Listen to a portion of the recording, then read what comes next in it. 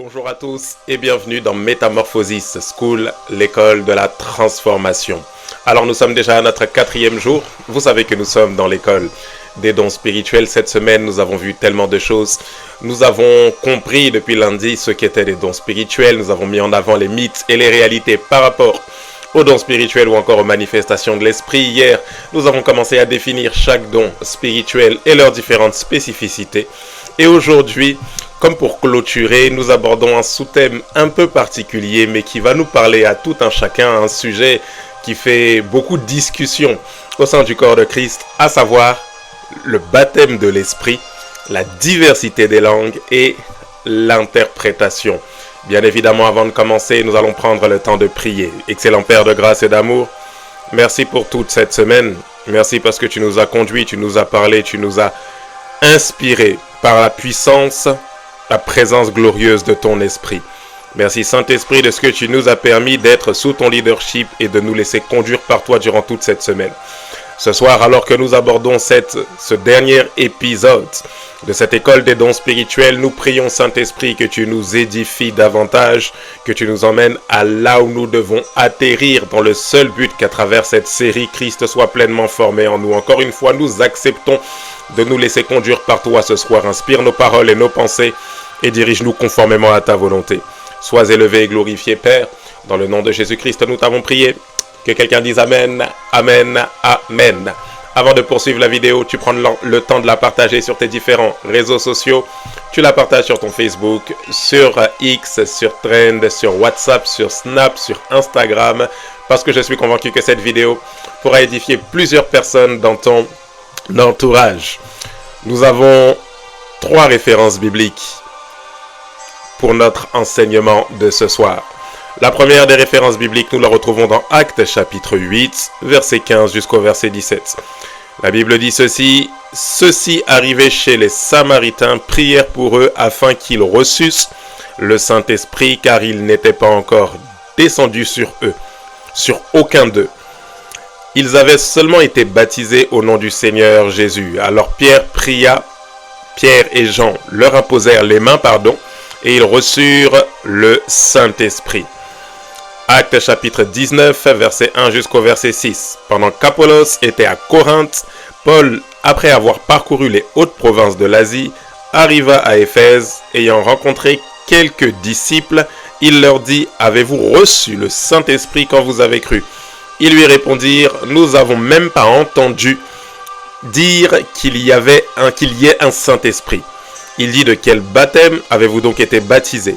Et ils répondirent: « Du baptême de Jean. » Alors Paul dit: « Jean a baptisé du baptême de repentance, disant au peuple de croire en celui qui venait après lui, c'est-à-dire en Jésus. » Sur ces paroles, ils furent baptisés au nom du Seigneur Jésus. Lorsque Paul leur eut imposé les mains, le Saint-Esprit vint sur eux, et ils parlaient en langue et prophétisaient. Dernière référence biblique, nous la retrouvons dans 1 Corinthiens chapitre 14, verset 39 au verset 40. La Bible dit ceci: « Ainsi donc, frères, aspirez au don de prophétie et n'empêchez pas de parler en langue, mais que tout se fasse avec bienséance et avec ordre. » Alors le sujet sur le baptême du Saint-Esprit est un sujet qui fait beaucoup de débats, beaucoup de discussions au sein du corps de Christ, beaucoup de divergences de doctrines, d'opinions, de positions par rapport au sujet. Nous allons encore une fois, avec appui biblique, essayer de donner comme un équilibrage et une pensée du Saint-Esprit en ce qui concerne le sujet, toujours dans le but de nous emmener à mettre en pratique comme il se doit la parole de Dieu pour atteindre l'objectif que le Seigneur vise pour chacun d'entre nous, enfants de Dieu. Le premier des points que j'aimerais amener à votre appréciation ce soir dans notre sujet, le baptême du Saint-Esprit, la diversité des langues et l'interprétation, c'est que le baptême du Saint-Esprit est un cadeau réservé à tout enfant de Dieu. Le baptême du Saint-Esprit est un cadeau qui est réservé à tout enfant de Dieu. Généralement, lorsque nous entendons le baptême de l'Esprit, nous pensons directement à ce signe initial que les pentecôtistes appellent signe initial, qu'on appelle le parler en langue. Très souvent, lorsque nous entendons parler de ce sujet, nous nous disons « Ah voilà, moi je ne parle pas encore en langue, donc je ne suis pas baptisé du Saint-Esprit » ou « Moi je ne parle pas en langue, pire encore, je n'ai pas encore reçu le Saint-Esprit, donc j'attends de recevoir le Saint-Esprit, j'attends que le Saint-Esprit me fasse parler en langue », toutes ces choses-là. Ici, j'aimerais à la fois nous décomplexer en nous disant que le baptême du Saint-Esprit n'est pas d'abord réservé à une catégorie de personnes super spirituelles. Le baptême du Saint-Esprit n'est pas réservé aux privilégiés de Dieu, parce que Dieu ne fait exception de personne, mais le baptême de l'Esprit est une chose qui est réservée à tous les enfants de Dieu. Si vous êtes enfant de Dieu, vous avez droit à ça. Ça fait partie de vos privilèges. Si vous avez reçu Jésus-Christ comme Sauveur et Seigneur, vous avez le droit à ce baptême, cette plénitude, cette immersion dans la personne du Saint-Esprit. Ici, j'aimerais vous emmener à une réalité qui est tout autre que celle que nous avions l'habitude d'entendre, à savoir, j'ai accepté Jésus, et le Saint-Esprit doit me baptiser, et quand le Saint-Esprit va me baptiser, à ce moment-là, je serai baptisé de l'Esprit et je commencerai à parler en langue. Une chose qui est particulière par rapport à ce que Jean le Baptiste a dit en parlant de Jésus, c'est qu'il dit « Moi, je vous baptise d'eau simplement ». Sous-entendu, mon baptême est naturel. Mais celui qui vient après moi est plus grand que moi. Je ne suis pas digne de délier la courroie de ses souliers. Lui vous baptisera du Saint-Esprit et de feu. En d'autres termes, lorsque Jésus-Christ vient, celui dont Jean ne peut pas délier la courroie de ses sandales, il ne vient pas pour baptiser d'eau. Sous-entendu, le baptême de Christ n'est pas simplement un baptême naturel. Effectivement, lorsque nous baptisons au nom de Jésus, nous plongeons les gens dans l'eau en signe de leur ensevelissement et de leur résurrection avec Christ. Mais ce baptême a une portée surnaturelle. Lorsque Christ vient pour baptiser, c'est surnaturellement qu'il baptise. Voilà pourquoi la Bible dit, lui ne vous baptisera pas d'eau simplement, mais il vous baptisera du Saint-Esprit. Lorsque Christ vient, que nous l'acceptons, nous ne pouvons pas échapper à ce baptême de l'Esprit. Ici, j'aimerais vous faire comprendre une chose. Le baptême de l'Esprit n'est pas simplement une seconde expérience que nous devons attendre. C'est beaucoup plus que ça. Le baptême de l'Esprit est quelque chose qui émane de notre ADN d'enfant de Dieu. C'est la raison pour laquelle la Bible dit dans Jean chapitre 7, verset 37 jusqu'au verset 39, c'est Jésus lui-même qui parle en disant « Celui qui croit en moi, celui qui place sa confiance en Jésus, des fleuves d'eau vive couleront de son sein. Des fleuves d'eau vive couleront de sa nature spirituelle. » Ayant accepté Jésus comme Sauveur et Seigneur, le baptême de l'Esprit n'est pas quelque chose d'extérieur qui rentre à l'intérieur, mais c'est quelque chose d'intérieur qui rejaillit à l'extérieur.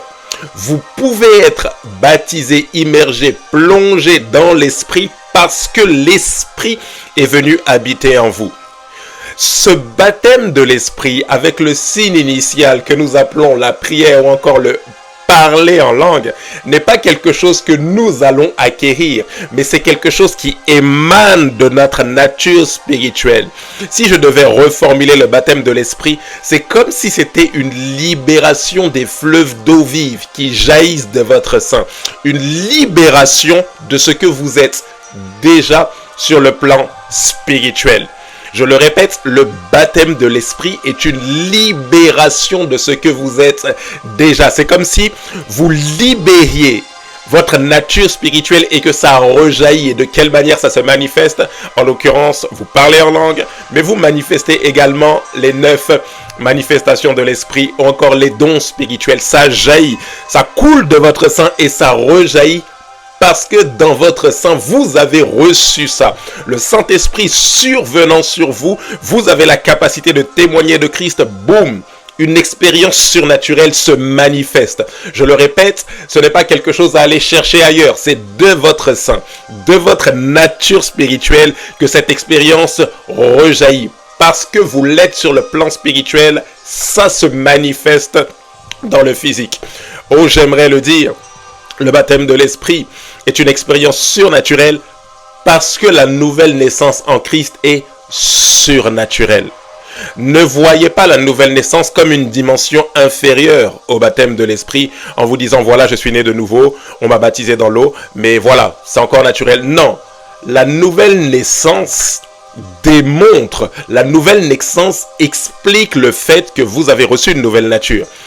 Et de quelle manière vous avez pu recevoir cette nouvelle nature? Parce que le Saint-Esprit est venu habiter en vous. Le Saint-Esprit symbolise votre nouvelle naissance. Si votre esprit est à nouveau reconnecté avec Dieu, c'est parce que l'Esprit Saint de Dieu est venu y habiter. Le Saint-Esprit est venu habiter dans votre nature spirituelle. Alors vous avez droit de devenir enfant de Dieu selon qu'il est écrit à tous ceux qui l'ont reçu. À ceux qui croient en son nom, elle a donné le pouvoir de devenir enfant de Dieu. Dieu envoie sa parole, vous croyez à ça, l'Esprit Saint vient habiter en vous.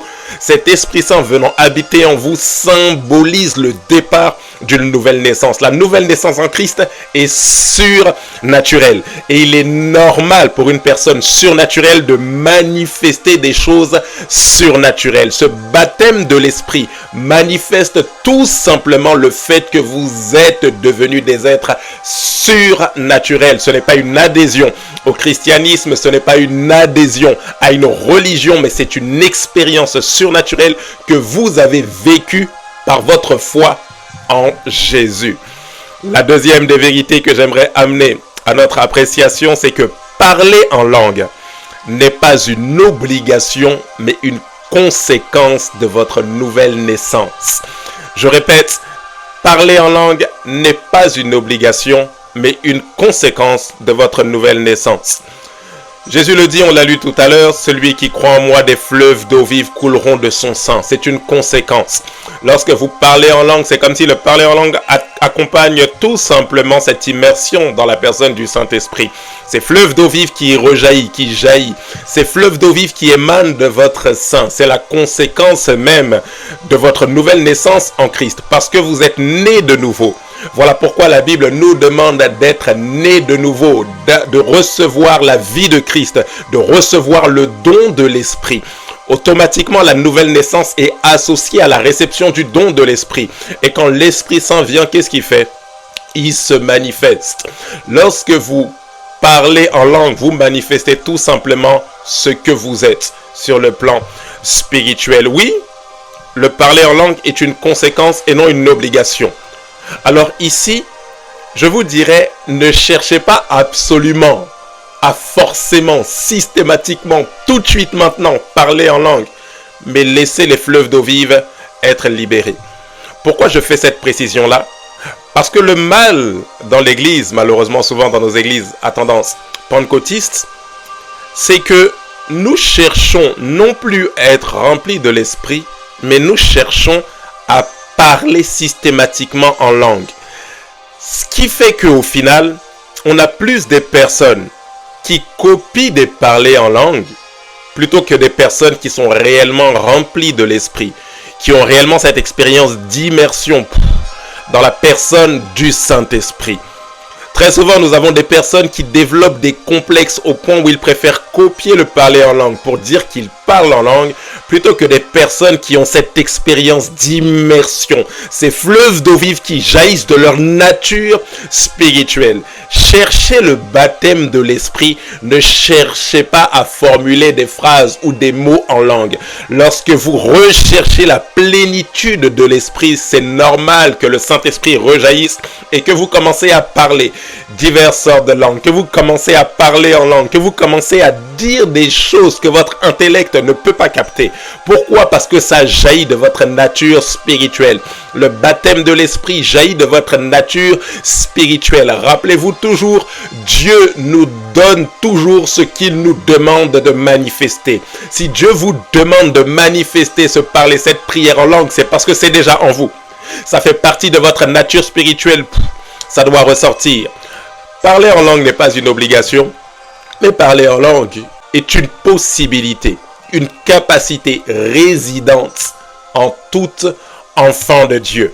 Quel que soit votre courant, baptiste, méthodiste, luthérien, pentecôtiste, charismatique, évangélique, traditionnel, quelle que soit la manière dont vous défendez les Écritures, c'est en vous. C'est dans votre nature spirituelle parce que la nouvelle naissance est surnaturelle. Tout le monde peut parler en langue.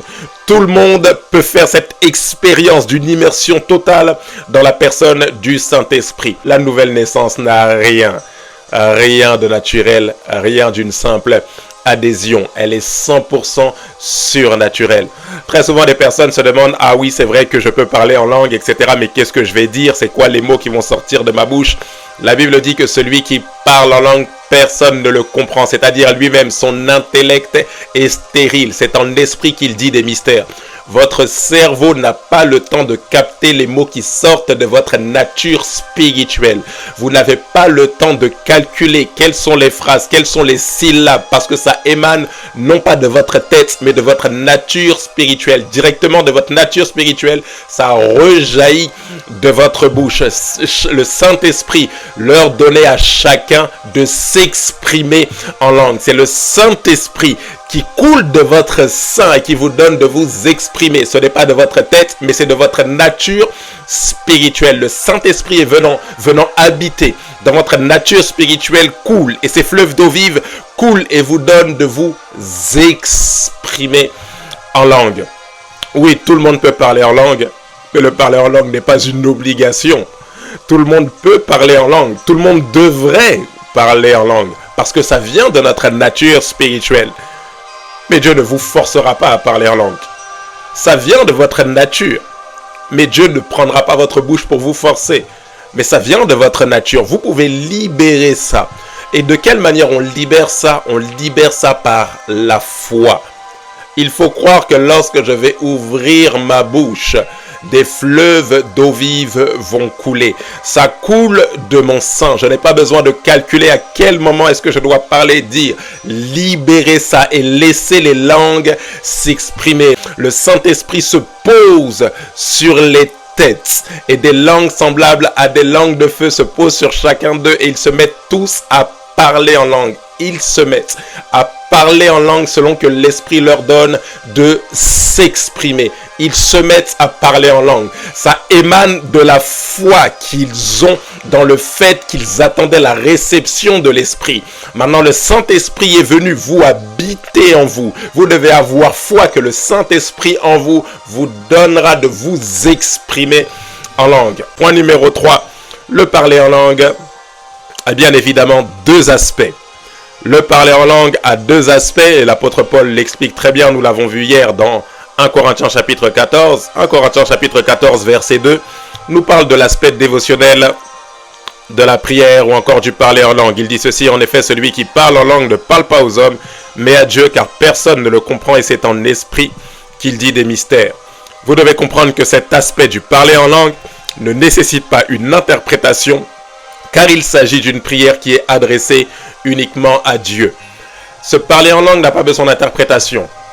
Et s'il n'a pas besoin d'interprétation, bien évidemment, il n'est d'aucune utilité pour l'assemblée, car celui qui parle, la personne qui parle en langue, qui s'adresse à Dieu elle-même, ne comprend même pas ce qu'elle dit. Rappelez-vous, c'est en esprit qu'il dit des mystères. Et lorsque je parle en langue, l'apôtre Paul l'explique très bien dans 1 Corinthiens 14, mon esprit est en prière, mais mon intelligence demeure stérile. Comme je vous l'ai dit, mon intelligence n'a pas le temps de capter quelles sont les syllabes qui sortent de ma bouche. Ça sort directement de ma nature spirituelle et ça se connecte directement à l'Esprit de Dieu.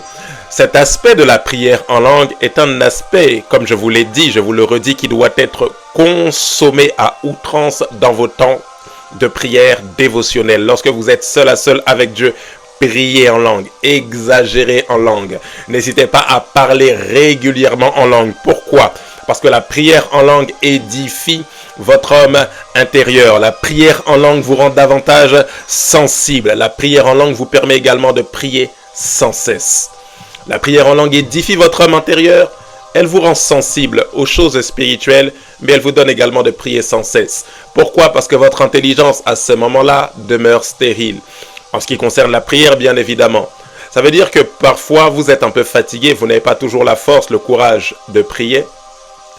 Mais lorsque vous priez en langue, même si votre tête est chargée à cause des soucis de la vie, votre nature spirituelle peut constamment prier. Elle n'a pas besoin que votre tête soit disposée à prier, que votre intelligence soit disposée à prier pour que vous puissiez commencer à prier.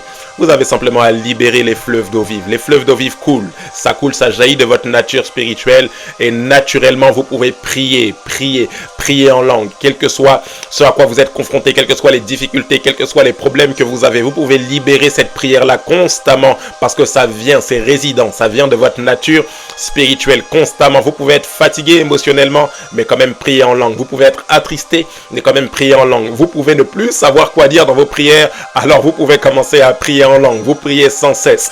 Ça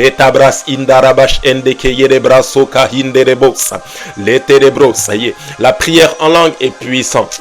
Vous savez, à l'époque, lorsque je ne croyais pas à ces choses-là, j'avais tendance à tourner ces choses en dérision. Je me disais que voilà, les personnes qui prient en langue font de la contrefaçon, c'est du fake, c'est du n'importe quoi, etc.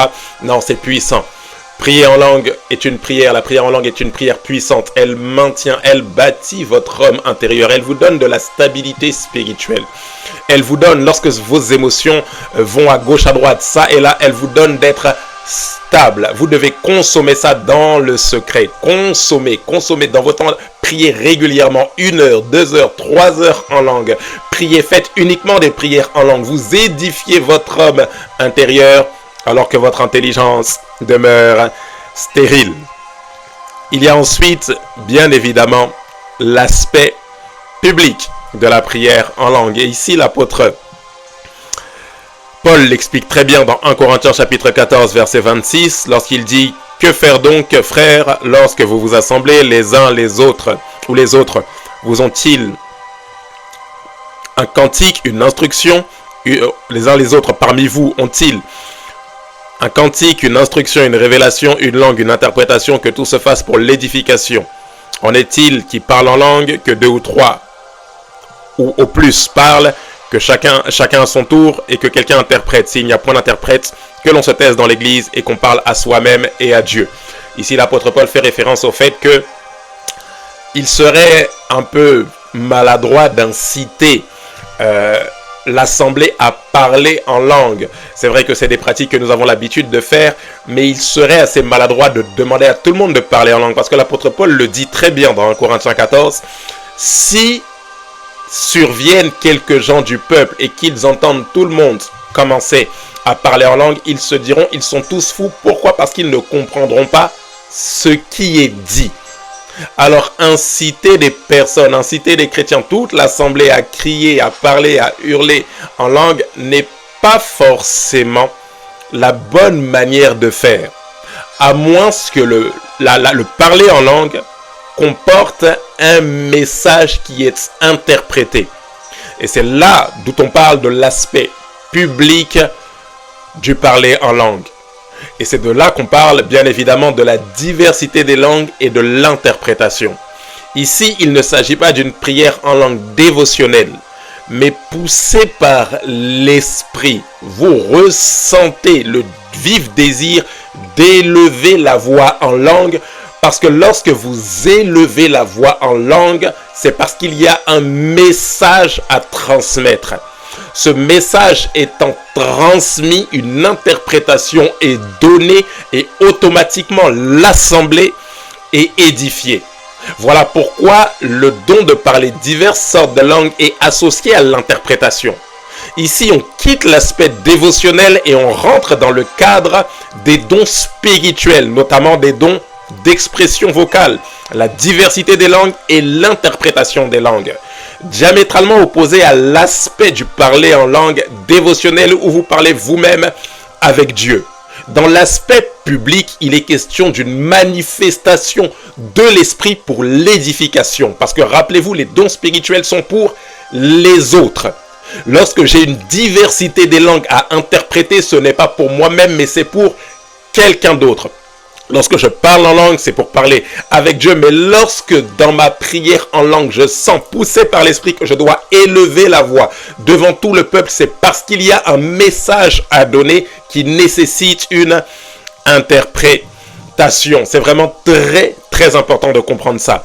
l'aspect dévotionnel, mais également l'aspect public. Dans l'aspect dévotionnel, l'interprétation n'est pas nécessaire. Je n'ai pas besoin de comprendre ce que je dis. Dans l'aspect public, il doit y avoir obligatoirement une interprétation. Soit je dois demander à Dieu de m'en donner le sens, soit une personne dans l'assemblée a l'interprétation.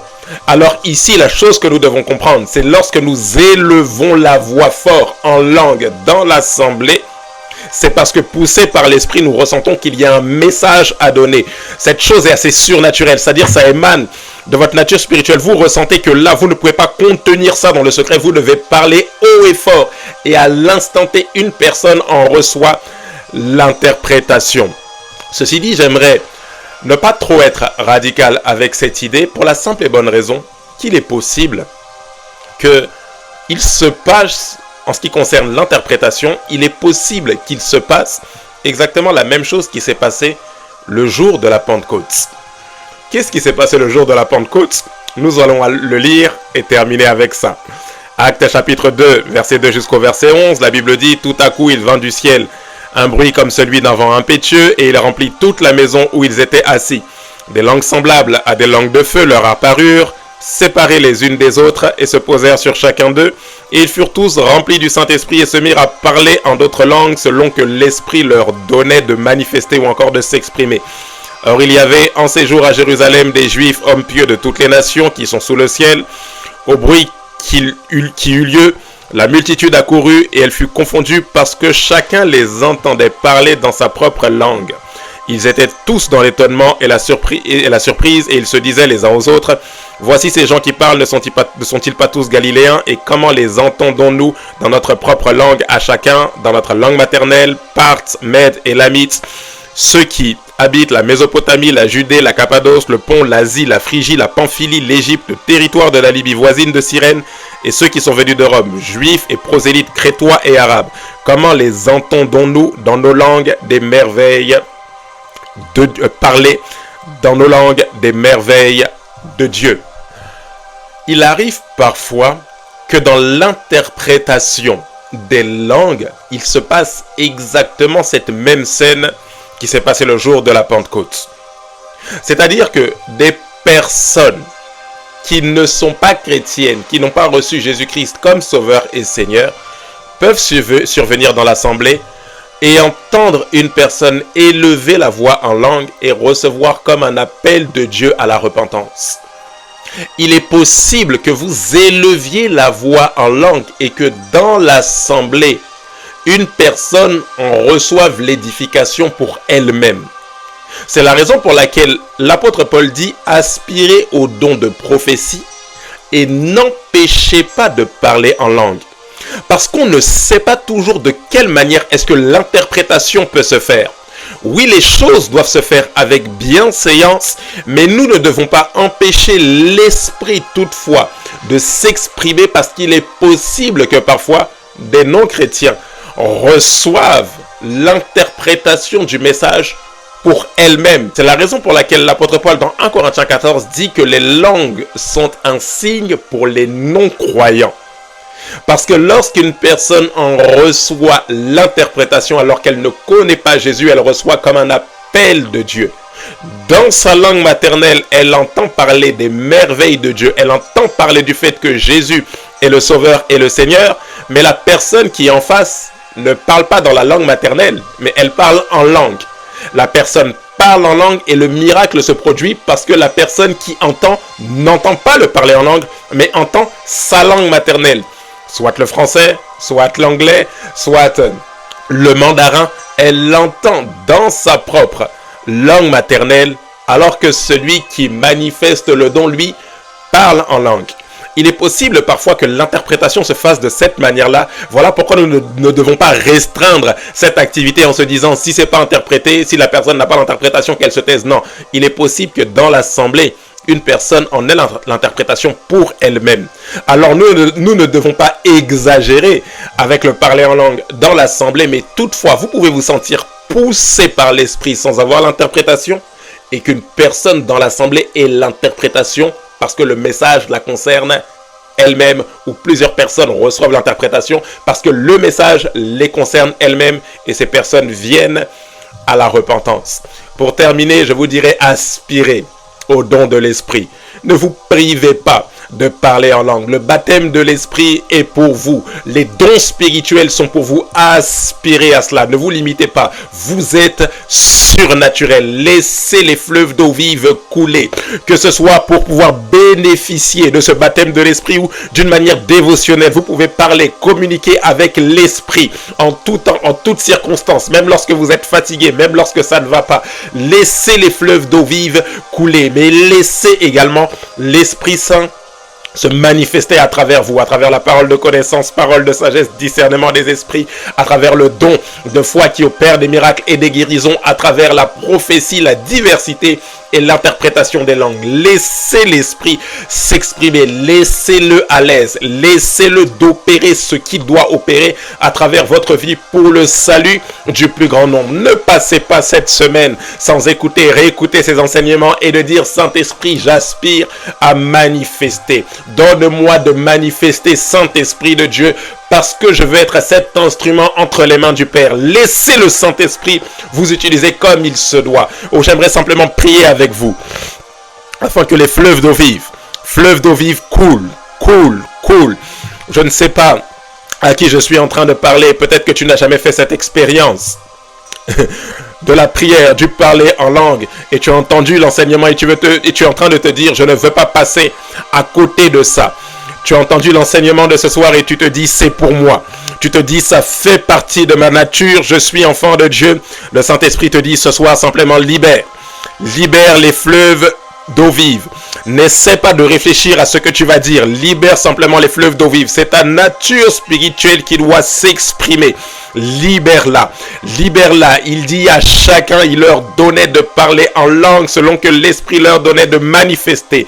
L'Esprit te donne de manifester par la foi. Élève la voix et commence à libérer. Par la foi, élève la voix et commence à libérer les fleuves d'eau vive. Kebras indabrash enderebo. Ça y est. Les brandos eketeredebash enderebo sikatayandararabasoka. Breketeredebo sibranderebo shandararaba kobros ikatayan. Ça y est.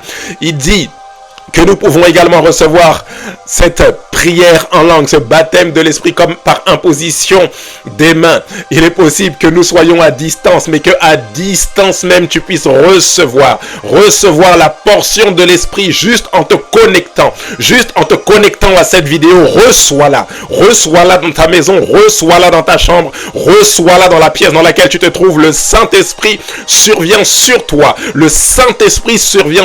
la portion que tu as reçue rejaillit sur toi au nom de Jésus. Lebros ekati andararabashande brantaka hinderebo sebrande shenderebo.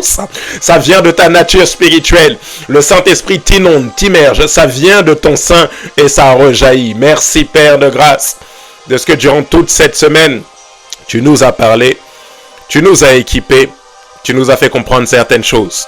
Nous te disons merci et nous croyons fermement que nous manifesterons pour ta seule et unique gloire. Merci Dieu de grâce de nous emmener encore plus loin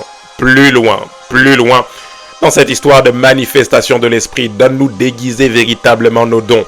Donne-nous Dieu de grâce de manifester dans le seul but que le plus grand nombre soit gagné à Christ et que ton corps, ton Église soit édifiée.